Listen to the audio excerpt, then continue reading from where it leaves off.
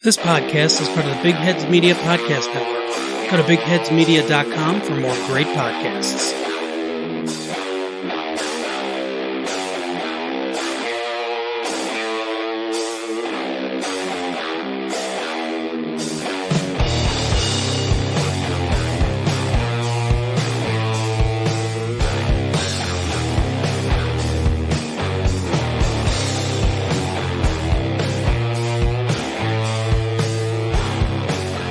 Welcome to the first episode of Off the Tracks.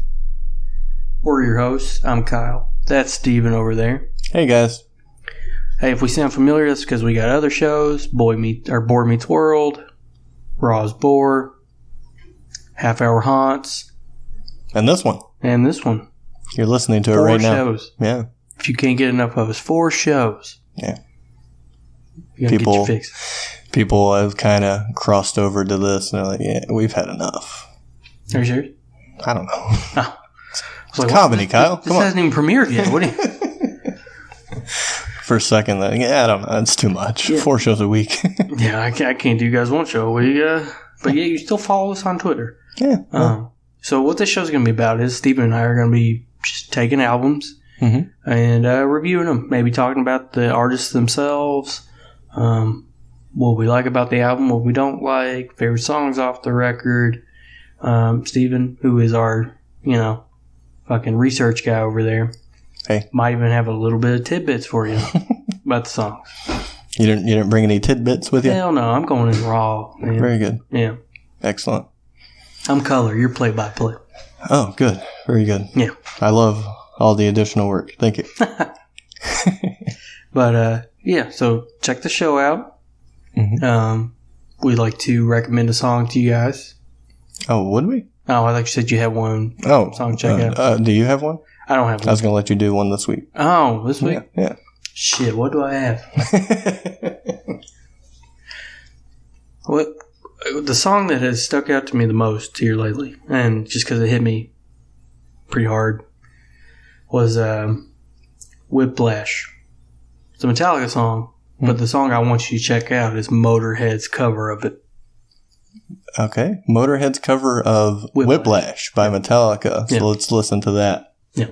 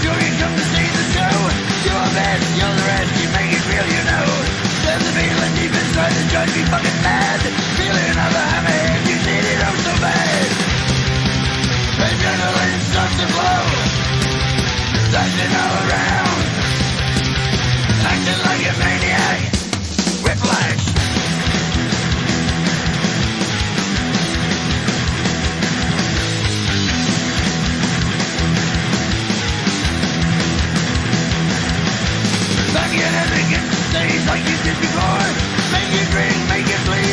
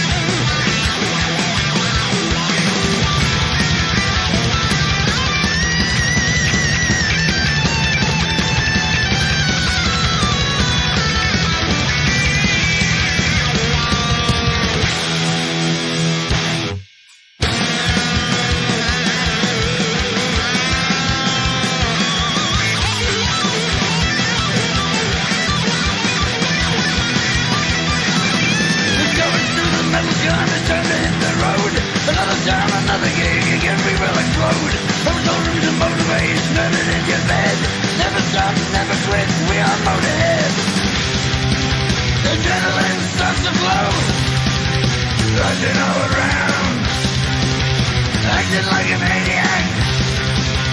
Acting like a maniac. Whiplash, motherfucker. So what's the album we're covering today, Kyle? Well, since this is going to debut on the 29th anniversary of it, we're going to be covering Alice in Chains' debut album, Facelift. Facelift. Yeah. You got a lot of history with this album, or did this change your life, or what's going on? Well, initially I was kind of like, I was part of the general opinion, like, yeah, it's good, but Dirt's better. Like, Dirt, if you look up any list of top Alice in Chains albums, Dirt's is number one because it has Them Bones, it has Godsmack, which is it's not a fucking hit, but oh, okay, yeah, but oh my fucking god, I shouldn't drink before the show. Let me look up Dirt real quick. Jesus, such a fucking poser. So you're trying to say there's more commercial hits on it? Is that the point you're getting to? I think it had a bigger thing, yeah. Well, I mean, yeah, they obviously probably had more attention on them since they put one out. Got some buzz. Then the second one, yeah, sure. Probably turned more heads, down right? In the hole. Jesus. I said down in the hole, not down in the hole. I'm not a poser. But it's going well so far, I'm just looking at this thing and I'm kind of like, I think I like all the deep tracks more than I do the hits. Really? On this. Yeah, like Damn That River. Was that a hit? I don't know. I don't think it was a hit. I like that one. Rain When I Die is fucking sick. Yeah. Okay, so yeah, this is number one. Fuck it. We're not doing Facebook now. I'm just kidding. That's the one I got notes for. But no, like, Dirt is the big one next to Jar of Flies. And what was the other one you said? Facelift was number 3, I think. I think so. But Facelift is kind of, I feel like it's kind of underrated. Really? Yeah. Okay. Because it's debut, they're young and hungry, they got something to prove. Okay, so you started this off by saying maybe you were more of a Dirt fan, but over years, Facelift become your number one, or? Over Dirt, definitely, yeah. Okay. Yeah. Because I played it the other day. Well, when we discussed doing the show, I just listened to it and I was like, there's so much fucking heaviness to this record. Yeah. And like this air of like, don't give a fuck. Mm-hmm. Excuse me, that I don't think people notice, and this album kind of gets overlooked because it doesn't have Them Bones, Down in a Hole. It does have Man in the Box, though. It does, but that, to me, I feel like that is the weakest hit on this record. Really? Yeah. All right, so you ready to jump into it, song by song? Let's do it. Yeah. All right, so here we are with Alice in Chains' Facelift, track 1, We Die Young. What do you think about this bad boy? Man, this is probably one of my favorite opening riffs of all time. Really? Yeah. Play it for me. With my mouth? Yeah. Oh my god. Well, go get your guitar. Okay. Tune it up. No, but like just... Or tune it down. Just listen to it. It's like that... And then... It's just so fucking heavy. And then the rest of the band comes in behind Lane when he's like, ooh. And then hits the scaries on the wall. Mm-hmm. And then they just hit this fucking groove that they keep. It's also on his way. Yeah. But they just keep this groove through the whole album. Yeah. So, is this your favorite song or not? I'm looking at the track list, man. And it's definitely up there. I say it's got to be the top one for me. We Die Young? Yeah. Okay. On this album, yeah. All right. Yeah. It's such a fucking banger. Like, it's a great opening song. Oh, yeah, it starts heavy. Yeah. That's what really brought me around on the record. I enjoy the band. I won't say I'm a huge fan necessarily. You were a big fan of The Devil Put Dinosaur too, right? I was a later to join on the Chains gang. Oh my god. I didn't think you were going to. Now I'm a man in the box too. Yeah. Can't slay this rooster. Can't snuff this rooster. You mean to edit the first line out? Yeah, please. People were like, this motherfucker's never listened to Alice in Chains a day in his life. I hope that's kind of what the show becomes, where we do listen to albums we never listen to and be like, what the fuck's going on? Yeah, but we have listened to them. That's the worst part. But yeah, starts heavy. I like the vocal stylings, of course, especially on this one with the scaries and stuff. It just sounds fun. Got a lot of meat on it. It's heavy. I like it. I mean, it's just fucking the only way to describe it for me is chunky. I love a good chunky guitar tone. Or soup. Yeah. Just like Mama used to make it. Chunky riffs. Okay, so do you have any thoughts about the song lyrically, what anything's about necessarily? Well, like growing up, like I paid more attention to guitar riffs than I did actual lyrics. Mm-hmm. So I never gave much meaning to lyrics, but it was like if the riff connected with me, I was like, that's awesome. Yeah, okay. What about you? You're a lyric guy, right? I don't have a personal opinion, but I did still some things for this little discussion that we could maybe discuss, perhaps. All right, throw it out there. Yeah. And I don't know if you can even discuss this because this is actually by Jerry himself here, which he says, I just temporarily moved in with Susan Silver because Sean and I had just had a fight, so I was riding the bus to rehearsal and saw all these 9, 10, 11-year-olds with beepers dealing drugs. The sight of a 10-year-old kid with a beeper and a cell phone dealing drugs equaled We Die Young to me. That's heavy. Yeah. I like that fucking riff. Yeah, that is pretty heavy. Any thoughts about that? It's kind of a sobering thing, right? I guess not. If you look at the history of the band, I guess. Damn. Yeah. I can't believe you went there. I'm sorry. But... He died, right? Lane? I mean, yeah. Jerry still killed. Yeah, not Jerry, of course. You can't kill Jerry. No. Remember when he cut his hair, though? Yeah, grew back overnight. Yeah, how did it get so long again? It's just magic. It's crazy. The riff wizard there. But yeah, 10 and 11-year-olds, like, I can't fathom that. It's pretty fucked up. I mean, are they Seattle? They're from Seattle, yeah. Okay, yeah. So I assume they would probably be recording there. Yeah. Okay. So is that place that, like, I don't know how to say it other than fucked up, because that's pretty crazy. Did they record in Seattle for this record? Oh, that I have no idea. Oh, man. I'm trying to think of where they actually did do it. London, Hollywood. They did it in Hollywood. They didn't do it in Seattle, brother. Okay. Yeah. Well, I guess that probably makes more sense. Yeah, California, fucking LA, of course. If you ain't slinging by 5, you're a late bloomer. I'm just kidding. But yeah, I could see and piece that together. I would agree that probably had some influence on the song. What am I trying to say here? Wait, sure. Yeah. Or the song Message. I can see it, yeah, in the lyrics. You know what I mean? Watch where you spit. Yeah, Scary's on his way, so better watch out. Is there a line in it that's like, I advise you take it slower? I don't have the lyrics in front of me. I apologize. I want to say there is, though, and take another hit, bury your brother. Yeah. And we die young. Mm-hmm. So we got a bunch of kids dealing drugs, dying young, taking hits, burying their brothers. Pretty hard hitting shit. And a pretty sweet fucking trill on the guitar, Jerry. You know what I'm talking about? Wow, wow, wow, wow. Yeah.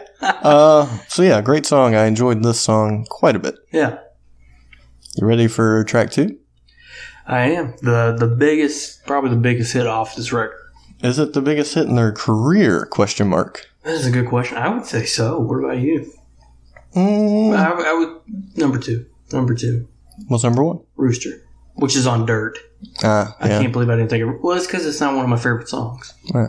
Okay. Yeah. I would say that would probably be number 1. This would be 1B. Yeah.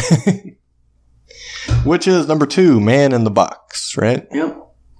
So what'd you think about this track? Man, 15-year-old me. You tired of it? I'm tired of it now. Yeah. I am tired of it now. But it's because it's been played so much. Mm-hmm. But growing up, holy shit, when the song came on, you just crank it. What about you? I can still rock out to it, man. Really? This is a good track. All right. Would I say I've heard it too much? Yeah, maybe, but I guess I don't go out of my way to be like, I gotta listen to Man in the Box. I'm skimming the radio, comes on shuffle, whatever. I'll rock it. It's a rockin' jam. I like this one too. I gotta be in the mood for it, man. But 9 times out of 10, I was like, I've heard it so much from not only the radio, just me having it on a CD and just playing it over and over and over and over and over. Mm-hmm. And it's just, I killed it for myself.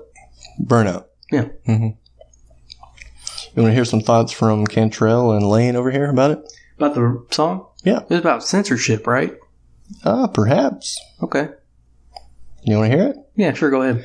And here's what Jerry had to say. He says, it's basically about how government and media control the public's perception of events in the world or whatever, and they build you into a box by feeding it to you in your home. And it's about breaking out of that box and looking outside of that box that has been built for you. And stop eating shit, right? Yeah, of course, yeah. Yeah, get the shit out of your nose. Yeah. Okay. So is this basically saying what, the idiot box, kind of? Talking about the TV? I guess so. Yeah. Interesting. So, yeah, you ever been scared by what you saw on the TV? Or influenced, I should say, is a better word. I don't know if any of us could deny that. Could we? I mean, if we could, then they're not doing a good job. Yeah. You want to hear what Lane had to say about this? Sure, go ahead. He said he started writing about censorship. Around the same time, we went out for dinner with some Columbia Records people who were vegetarians. They told me how veal was made from calves raised in these small boxes, and that image stuck in my head. So I went home and wrote about government censorship and eating meat as seen through the eyes of a doomed calf. That's dark. Yeah. I'd probably shoot heroin too if I had that viewpoint on life. Jesus. Yeah. I'm not making fun of him. I'm like, that's fucking depressing. Yeah, a little bit, right? Like you're raised in this little box just to be slaughtered for some tender beef. Mm-hmm. Mm-hmm. No thanks, man. Yeah. Well, I mean, it's not him. It's the little cows, right? Man. But, yeah.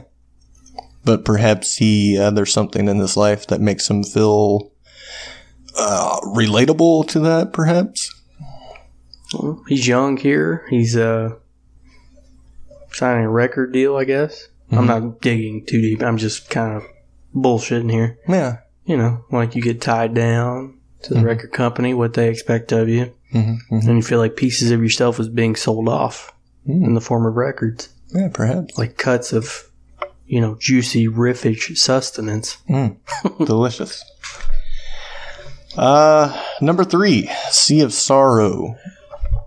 Damn. What do you think about this? Damn okay. Good? Okay. At first, when I was dumbass teenager, right? Yeah. It cut into the song, right? Mm-hmm. And I'm kind of like, this is so fucking different from the first 2 songs. That was my thought. I rocked out the We Die Young, Man in the Box. This came on. I was like, where'd the fucking riffage go? Yeah.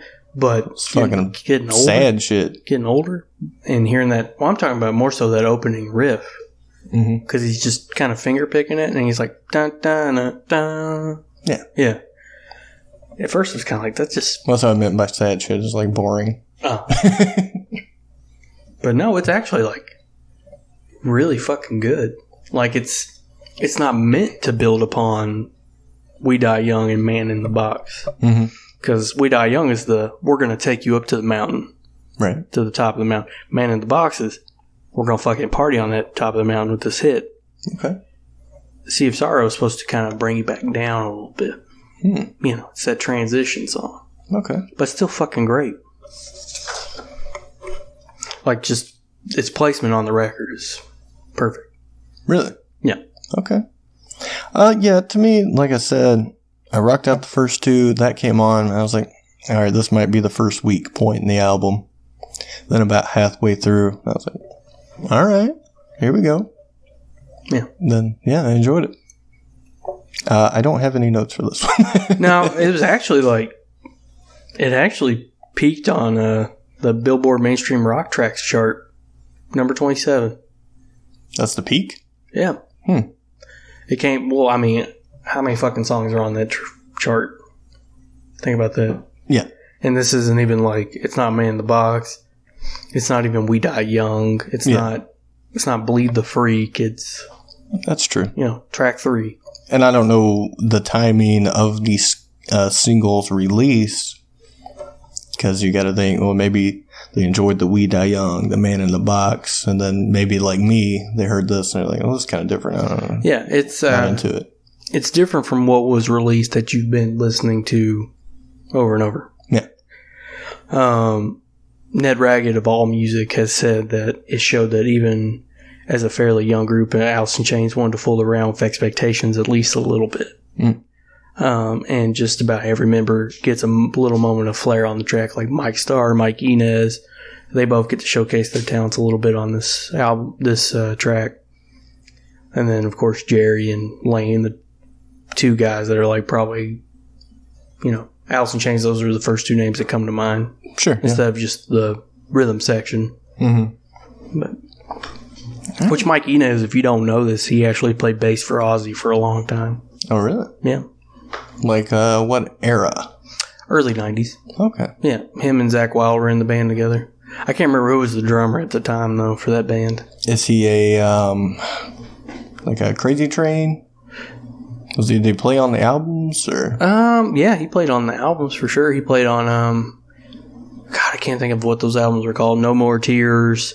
I can't think of what 90s Ozzy albums are. I want to say the other one was called Miracle Man, but I don't know, because it had Crazy Babies, Miracle Man, shit like that on it. But I want to say he was on those records. I'm guessing Crazy Train is probably 80s. Early 80s, yeah. Like Blizzard of Oz, first Bark record. at the Moon, probably mid-80s. Yeah, because you had Jake E. Lee playing guitar on that. Yeah. Okay. Number 4, Bleed the Freak. Holy fuck. What do you think about this? I would say probably my first song that I say this even though it has a video, but probably the first deep cut song I ever fell in love with for a band. As in, it was a little bit down the track listing, deep cut. Yeah, it's not Man in the Box, it's not Rooster. Yeah. It's a lesser known song, but I remember just being up late at night watching TV. And I saw the video for this, and it's black and white. They're on stage. Oh, yeah. Lane's got his dreads and shit. I'd never heard this song before. Had you already listened to Alice in Chains, though? Yeah, probably. I heard them on the radio growing up. Passing by, yeah, okay. Yeah, like Man in the Box, Them Bones. Which Them Bones at the time was my favorite song. But hearing this and just watching it, you know how they have that build up and then they get to the chorus, they said to me, name your God and blame the freak. Bleed the freak. Yeah, bleed the freak. What did I say? Blame. Bleed the freak. Sorry, I'm slurring over here. I'm drinking. But, and just the way the drums kick in and the band picks up. Just fucking great. And then it goes into and it seems like the song's kind of like the cousin to We Die Young. Interesting. Yeah. Why do you say that? Just because musically or that part after the chorus where he's like mono kind of sounds like the mono. It did sound very similar when you just did that. Yeah, probably because of my twangy ass voice, but you know. So here's what Jerry had to say about this song. Okay. He said, the song is us against the world. Those people who put you down, I put up with many years of you putting us down and watching us bleed. Now I'd like to see you bleed some back. See, I thought it was about Jesus. Oh. Yeah. Really? Yeah. Well, why was that your takeaway? Just outcast, crucified, bleeding. Okay. Fair enough. Do you think this is about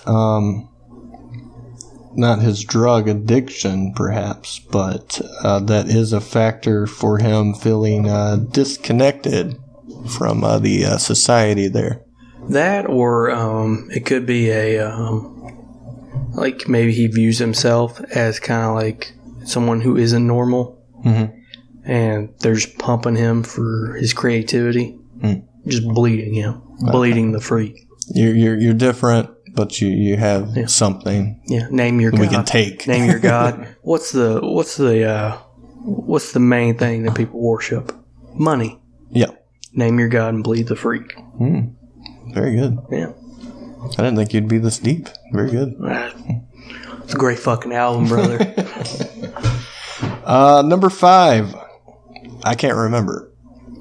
Number 5 on Facelift is... Holy shit. It's called I Can't Remember. I wasn't just saying that. Oh.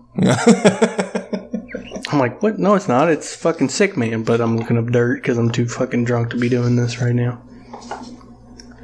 Let me look this motherfucker up. I can't remember. How's this one start? I have no idea how to start. I can't either. I can't remember either. Yeah, I can't remember. I had kind of nothing for this one. Yeah. It wasn't one of my faves. Yeah, it didn't. I can't even remember it now, so quite fitting. Yeah. All right. Number 6. Love, Hate, Love. Love, Hate, Love. What'd you think about this bad boy? It's a good record. It's a good, solid song. About all I got to say about it. Nothing particularly special about it. Just a song for you. Yeah. Wait. This is the one that's got that creepy intro, right? Oh, I don't remember. Yeah. That one? That did sound kind of creepy. Yeah. Creeping me up. It's that one, yeah. Yeah, you like it? Yeah. Now you like Holy it? shit, yeah. I'm telling you, like, I don't remember the lyrics at all, but you put Jerry on a fucking guitar, I mean, you know, he's just gonna write shit that just burns itself into your memory. For me, anyways. You want to jump into this Jerry being a riff god or whatever talking point you had? Yeah, we can. We were talking about this before we came in to record. I am under the opinion that Jerry Cantrell might have the most catchiest riffs of any guitar player throughout the entire history of music. In the entire history of music. Okay, so give me some of your other top contenders so I can kind of see where I would lean, maybe. Oh, I don't know. Let's just start with rock music for a second. Tony Iommi. Okay. The goddamn dude that hoed and paved and busted the rocks for hard rock guitar. Yeah. That's one. Angus Young. Fucking Jimmy Page. Fair enough. Yeah, we're not even out of the 70s yet. You could put Randy Rhoads up there for Ozzy Osbourne's thing because he accomplished a lot in his early career. Eddie fucking Van Halen. Yeah. Jumping to the 80s? Yeah, we're going through the 80s right now. Slash is up. Well, I consider him 90s. Really? Yeah, early 90s. Okay, that's fair. He's on there for sure.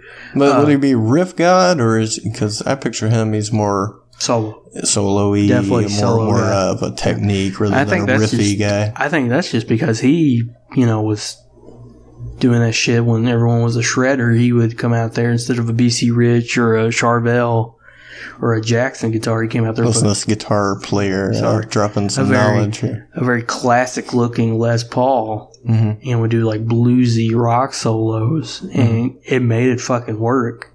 Okay, but yeah, Metallica, Slayer. This is 80s, like riffs. We're talking about riffs. Mick Mars, Motley Crue. Well, does he doesn't get enough love. Does he not? No, we can talk about Mick Mars on another episode. All right. Maybe we'll do a Crew album. Okay. Because that would be great, because I'm fucking down with the Crew. But in the 90s, it's... Holy shit, it's Jerry Cantrell. Is he the 90s? I'm not shitting on Dimebag, because Dimebag is the fucking shit. Legendary guitar player. Who else is in the 90s as far as Kim Thale? I put Jerry above him, the guy from Soundgarden. Okay. Kim Thale. I was never a Garden fan necessarily, other than their one song. I like hits. That's about it. And I only like the heavy hits, like Outshined, maybe Spoon Man. Rusty Cage is okay. Not a big fan of Jesus Christ Pose. I'm thinking just Black Hole. I don't like Black Hole Sun. Really? Yeah, controversial opinion, but I don't. I've heard it way too many times. That'd be probably the only song I know by them. I think the only Soundgarden song I can listen to repeatedly is Outshined. All right, so is that all for the 90s? You got any 2000ers? Maybe Tom Morello in the 90s for sure, too. Ooh, yeah, that'd be a good one. Rage Against the Machine. He would have to be... Jesus, I don't know. This is a hard... Right? We need to do a list, like... Maybe that should be a special episode, perhaps. Yeah, the criteria for this is... How many times do you have to fucking hear that riff? Yeah, I'm going to base this on... I'm not saying, like I was going to say Morello, which I kind of dug some Rage songs and stuff, but I'm not like a hardcore rager, you know what I mean? But I would say he's up there based on catchiness, though. And that's what I'm basing this list on. Who's the catchiest? Exactly. We're not talking about Steve Vai, Joe Satriani, Yngwie Malmsteen, these motherfuckers that play 1,000 notes a minute. We're not talking about that. We're talking about the people that can take the common man out there that doesn't know shit about music, and you catch their ear, and you hook them in like you're fucking putting out heroin when you touch a guitar. You know what we got to figure out for one of these episodes? What's that? Is how to actually play a sound while we're recording, so we can do like a name that riff kind of game or something. That would be fun, wouldn't it? Yeah. Oh man, that would be fun as shit. I couldn't play though. I'd have to be the judge of it. Hi, I'm Mark, and I'm one of the hosts of Massive Late Fee. Do you remember Blockbuster? Well, we do, and we racked up a lot of late fees there. That's why we're glad there's things like Netflix, Hulu, and Blockbuster has died, mostly because of us. We cover streaming shows and pretty much whatever we want. Join us every Thursday as we talk TV and movies on Massive Late Fee. You can find us at Massive Late Fee on Twitter, Massive Late Fee on Facebook. You can email the show at massivelatefee@gmail.com, and you can find us at MySpace, Massive Late Fee. Massive Late Fee, the best podcast we can think of. Yeah, for me, Jerry Cantrell, I think, is like, I gotta hear his song, I gotta hear him play for maybe 0.2 of a second before I'm like, holy shit, I'm hooked. Okay. Where other people, it's like, oh, I listen to it a couple times and then I get into it. No, with Jerry, when he gets a riff going, it's like he can go with anybody. It's definitely a good argument, I would say, based on the number of people we went through. Yeah, definitely and again, this is based on catchiness. Yeah, we're not talking about virtuosity. We're not talking about how much classical training you've had. We're talking about hooking people. The hook. Can you name anybody in the 2000s even? 2000s as far as guitar players go and riffage? A lot of metalcore guys like Shadows Fall, Killswitch. Killswitch was fucking riffers back in their heyday. What about Avenged? Avenged? I don't know if I put Avenged up there. Really? Yeah. Out of all of those guys, I would say they're the most guitar based, though. Probably later, like 08, 09. Okay. But I would classify them more as like 2010s. Really? Somebody's probably like, oh, you're being fucking nitpicky. But, well, to me, Sinister falls under that list with the virtuoso guitar players that know a million notes because he went and studied. Yeah. Lame. Yeah. Yeah, number 6, Love, Hate, Love. Did you have anything else about this track since we went off the tracks there for a moment? No, it just has that ghastly fucking guitar and then the rhythm section and then Jerry overdubs with the guitar like bum, bum, bum, bum, bum, bum, bum. It's just haunting and it's amazing. You want to hear from Lane? Yeah, I do. He says, that was a song about myself and my girlfriend, and I wrote it during a time when I was treating her really badly and didn't know how to break the pattern. It was kind of therapeutic, you know, when you really don't know how to break a sick pattern, then you write it down and sing it, and it kind of breaks the pattern. Yeah. Kind of like therapy. Like people write to, because there's this catharsis feeling to it. Yeah. Cathartic feeling. God damn, I'm trying to sound intelligent over here with like half a bottle of tequila in me. You're holding your own. Thanks. Yeah. Number 7. It ain't like that. Holy shit, that goddamn riff, man. Like, if I had to pick a riff to fucking jerk off to, it ain't like that anymore. I'm going to have to hear more about that. I'm just saying figuratively, not literally. I'm not a weirdo. Oh, okay. But just the... Does it not have a nice rhythmic pattern to you? It's so fucking sexy. Like, okay. The riff itself, it's like, he does that pick scrape up the high strings to the low strings where it's like... Yeah. And then he bends that fucking thick ass 6 string where it's like, yeah. God damn, dude. So you like the song? It's like elegance and heaviness put into one thing. Do you like the song? It's like fat ballerina. So you like the song? Yeah. Bom, bom, bom, bom, bom, bom, bom, bom. Yeah. All right. What do you think about this possibly theory about the song? Okay, let's hear it. How about it's about a cycle of suffering, whether it be drug addiction, injury, or whatnot. Then you get better and try to write about it. But it's not real anymore because you aren't suffering. Lane probably wishes he wrote something during some ordeal, and when he tried to after, it just wasn't real enough. I get it. You get it? I get it. Can you buy that? Yeah, you hear that it ain't like that anymore, and you can hear the denial in that. Like, it is like that. Yeah. Okay. I like it. Number 8, Sunshine. Is that the one that's like... Is it that one? Oh, I have no idea. I think it is that one. You want to try to play it? Oh, man. Like on YouTube or something? Yeah. No, I think I'm right. Okay. Let me play it real quick. God damn it. It probably won't play though because we got the mics plugged in. So we'll see. What was the song? Sunshine? Sunshine. Yeah. Are you gonna play it? I'll play it. Okay, you I'll play try to play it. You play it. All right, talk to the people. All right. Yep. So, hope you guys are having as much fun with the show as I am. It's great. Steven seems like he's having a good time too, which is a fucking big accomplishment considering if you ask him something and if it was the most amazing thing he's ever experienced, he'll look at you and tell you it was okay. All right. Steven's okay is pretty much saying that it was fucking awesome. There you stand with Steven there. You gotta go and yet I'm dying over here. I'm trying, brother. Oh my gosh. You want me to tell you a little bit about Sunshine? Tell me about it. Alright, so... I think it's about his mom. Yeah, about his mother's death, I think. From what I got here, Cantrell was telling Spin Magazine when he was a little kid, he'd always tell her, I'll be famous and buy you a house. And you'll never have to work again. I'll take care of you like you took care of me.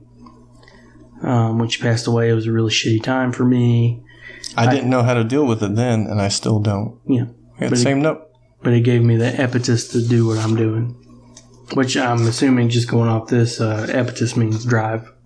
No. Yeah.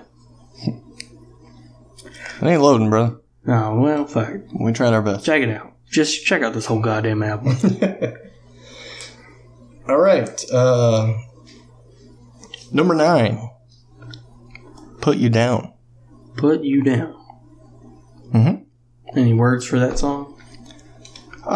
We got a theory, perhaps. Okay. To this person, it was about having a relationship with a woman, specifically a sexual relationship. And even though he knows she is no good for him, from the line of, I can see what the cost will be, he can't put her down because he loves the sex and the physicality of the relationship too much. Hence the line, body over mind. Yeah. If you had listened to our Boy Meets World episodes. On episode 46, we covered an episode where we talk about, hey, is puberty probably the worst thing that happened to us? So, Lane or Jerry's going through this right now? I guess, well, I mean... 1990? I feel like a lot of men have went through this, like...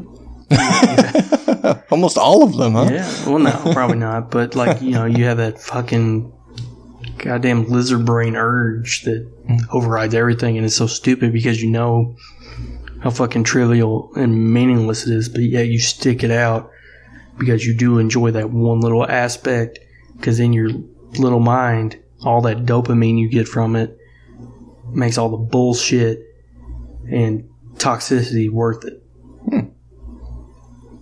You're bringing it today. I am fucking drunk as a skunk. Premiere episode. Thank Kyle you. bringing it. Thank you. Stick around for 2, see if he still got it. Okay, number 10 is confusion. Okay. Go into it. Well, some people are going to say that maybe confusion seems as though it's a companion to the previous song. Put you down. Yeah. Well, yeah, you're confused why you put up with all this bullshit. Yeah, confusion seems to be about a sexual relationship where one person is in love and the other person is not. So, what do you think about that? Happens all the time. Okay. For instance, in this song, there's a lyric, reduction is addictive too. And in confusion, there's a lyric that says, recognize my disease. I think this disease is an addiction to sex. Reduction may refer to simplifying complex situations, i.e., he just wants sex and ignores the social complexities involved. Yeah, too much to think about. There you go. What did you think about Put You Down or Confusion? They're good, but I don't have, like, tight memories like I do with the rest of the beginning of the album and stuff. Are you saying this is a A-side heavy album? Either that or I'm like way too fucking blackout by the time I get past It Ain't Like That. I would say it's probably A-side heavy in my opinion. That's definitely the first. Yeah, I mean, it seems like they 3 is like the best, and then well, I don't know about all that. Bleed the Freak is a fucking banger. well, that's number 4. I mean, yeah, but you said 1 through 3. well, that's my favorites. Okay. And then Love Hate. Love has that eerie hauntingness that Sea of Sorrow, like, it captures the same thing Sea of Sorrow did, where it's like it backs off of the first 2 bangers that just rose you up and held you at the top for a minute. Mm-hmm. And then It Ain't Like That fucking the goddamn sex on wheels that is that riff. Okay, that's fair. All right, number 11. I Know Something About You. Yeah. Bom, bom, bom, bom, bom, bom. Which one is is this the one that sounds like a fucking Guns N' Roses song? Yes. Okay. Yes, it is. Yeah. All right, so it's not like, just... I heard that too, and I was like, that's fucking Guns N' Roses. And so not just me. Okay. Yeah. Yeah, it's kind of weird. Yeah, at this point... You want to say Sea of Sorrow was like a difference. This was a fucking difference for me. And I like Guns N' Roses, for the most part, but I didn't dig this. This kind of weird. This is going to be my one criticism for this album. When you get here, and then maybe Real Thing too, because I don't have a very big recollection of Real Thing, but it seems like they kind of run out of shit right here. Really? Yeah. Which is, I guess, is something a young band would do. Like, you only have so much new material. Sure. Like, back in the day, you would have, like... Well, maybe you could have cut it at 10, and that would be fine. Maybe, but I think 10 is more of, like, a recent... Oh, yeah. I mean, 12 seems short for an album in the 90s, for me. Yeah. Because songs were shorter, but...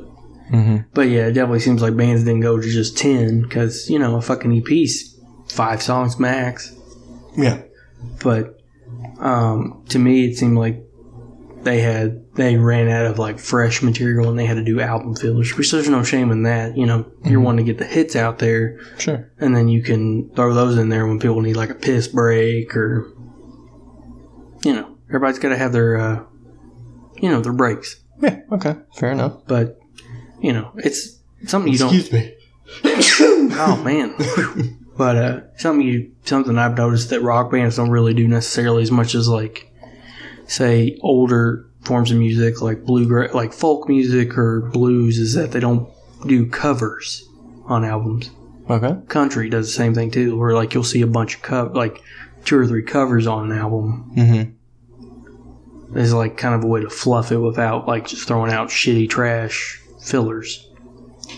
Yeah, and that helps because like instead of a filler song no one's ever heard, you're going to cover probably something that was already hit, right? So then people are like, I already know this, I already like it, and maybe I'll like this too, you know? Yeah, whatever. And plus, you don't have to write it. You just have to learn it. That too. That helps. Yeah. Any thoughts about, I know something about you, maybe what it's about or anything? Like, do you know what it's about? My guess was crazy from drugs or a blackmail or a paparazzi even. Wow, really? Yeah. Okay. I thought maybe just since we were calling this an A-side heavy album, maybe just past It Ain't Like That, they just turn it into like the same topic and it just becomes a concept album when you flip the record over. What? You know what I'm saying? Like about a relationship and stuff. Oh, okay. Interesting. So it would go forward and then backward? Yeah. Okay. Number 12, Real Thing. I guess you kind of already gave your thoughts, but go ahead. Yeah, it just seems like it's you get out of a toxic relationship, and I'm gonna look these lyrics up before I put my foot in my mouth. Mm-hmm. So, yeah. Yeah, I wish I had printed out the lyrics or something. Yeah, too. I think going forward we need to do that. I messed around as a little boy. I grew up, made the blade my new toy. Friends said, boy, with what you screwing around, I said, don't concern yourselves and just give me another blast. Yeah. I think I hit the nail on the head here, man. I think you got it. Yeah. Exactly. Yeah. All right, so that is the last track, right? That is the last track, The Real Thing. All right, so obviously I think in the beginning you said this had became your favorite Alice album. Yeah. All right, so after doing this, does that remain true? I think it does for me because if I'm gonna put on an Alice in Chains record like Dirt, I'm gonna like maybe I'm gonna count them off right now. I got the title tracks here. All right, let's count them. Dim Bones 1, Damn That River, Rain When I Die. I'll probably skip Down in a Hole because I've heard it a million times. I don't care about Sick Man too much. Rooster, again, heard it too many times. Mm-hmm. Basically, you're looking at 4 songs here that I would be super into. Maybe would if I'm feeling it.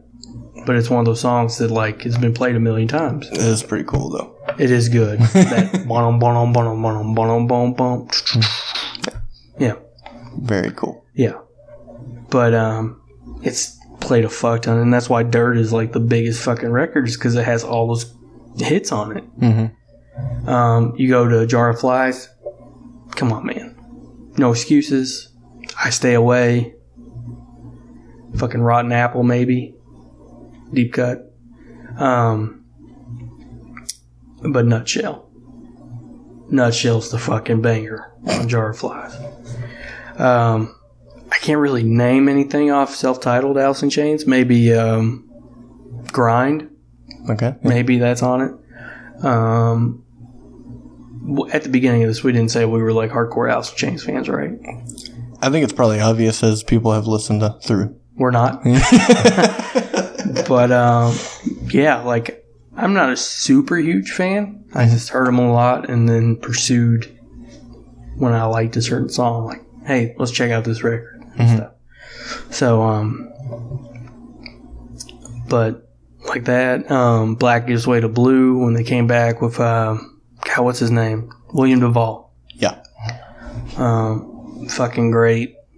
Never given the album a full listen to. If I did, I don't remember it. Mm-hmm. Devil Put Dinosaurs Here.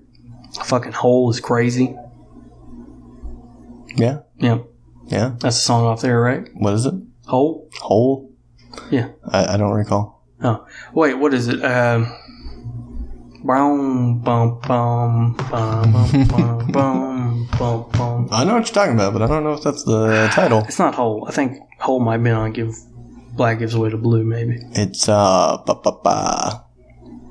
can't remember. I can't think of it either. I'm Not a Cornerstone in this Something for You. Hollow? Sure. There's Hollow's on Black Gives Way to Blue, too, I think. Isn't it? Something is a mountain all hollow and twisted. Oh. Yeah. Well, I don't know. We're not big Alice in Chains. And I have not listened to Rainier Mountain. Me either. But okay. I've heard a song. Yeah, if you're keeping track, we get decreasing amount of songs we listen to for each record. Mm-hmm. I can turn on Facelift, and I just gave you fucking explanations about 1 through 7, why they connect with me. Mm-hmm. So that's why it's my number 1. I would go with The Devil Put Dinosaurs Here, probably for me, probably because it was the first album from them that I really got into. And that's usually my weird thing, is the album that brings me to the band is usually remains the favorite. Well, I don't think that's weird. No, is it? Because, I mean, you don't have any preconceived notions. Mm-hmm. You're coming into this thing fresh. Yeah. Zero expectations, so you're going to, it's all positive, you know what I'm saying? Sure, yeah.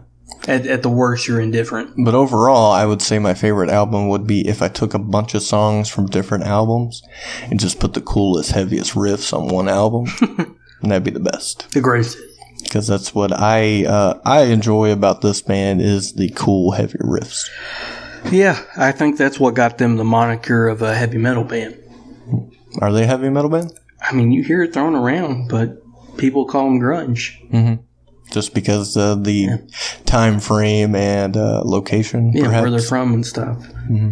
But, I remember reading stuff. They're definitely heavier than a counterpart as Nirvana would be, I'm sure. Nirvana's more poppy. Sorry if I catch you for that, but they are. Mm-hmm. They have hooks. Yeah.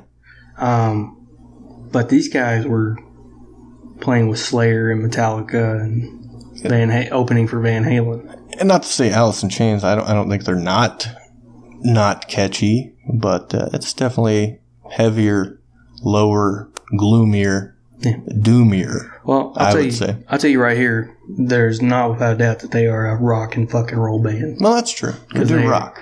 Because they can just get you in a groove and it's aggressive. Mm-hmm. And they've got catchy songs. They don't run too long. But there's something there for everybody when it comes to Alice in Chains. Yeah. You want great harmonies? They've got it. You want thoughtful lyrics? They've got it. You want a goddamn guitar riff that'll make you cream your pants? They've got it on all their fucking songs. That's exactly what I'm looking for. Exactly. I might have to listen to this album again. Yeah. And I guess at that point, that is Facelift by Alice in Chains. Happy 29th birthday to you. Yeah. Since this is August 21st. 2019. You were just as balls to the wall as you were when you came out. That's right. Yeah, because I was sucking on a pacifier listening to you. Right. Yeah. All right, with that, I guess let's maybe talk about some newer stuff or even older stuff, depending on what you've been listening to. Yeah, well, I haven't really listened to much music here lately. I've mostly just been listening to podcasts. The last thing I really got into was The War on Drugs. So the band. Yeah, the band. Mm-hmm. So A Deeper Understanding. Not the crazy, unnecessary No, not the war. fucking DEA. Okay. Yeah, the thing that shouldn't have any funding. Mm-hmm. No, the band, The War on Drugs. Ah, okay. Yeah. Specifically the album A Deeper Understanding. Is that your recommendation for the week? Yeah, check them out, definitely, because they blend a lot of singer-songwriter stuff with maybe psychedelic. They kind of have an 80s vibe with the drums. Big drum sound? Yep. Okay. Say it again. Who are they? The War on Drugs. Album? A Deeper Understanding. Very cool. Yeah. So check that out. That's Kyle's pick. My pick and suggestion for this week would be Admission by Torch. Okay. Go check that out.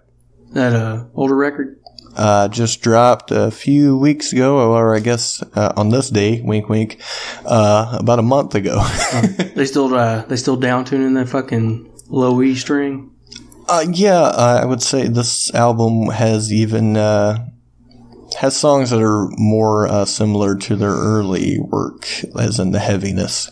Gotcha. Still plenty of catchiness as well, because people label them like doom pop or whatever. Yeah. But and there's a lot of that catchy, good harmony, super heavy. And this is probably their most diverse album, I would say. Probably try a little different on a song or two, at least. Check that out. Torch, the album is Admission. And this show... Are we done? We're done. Okay. And this show is Off the Tracks, as you can probably tell as you were listening to it.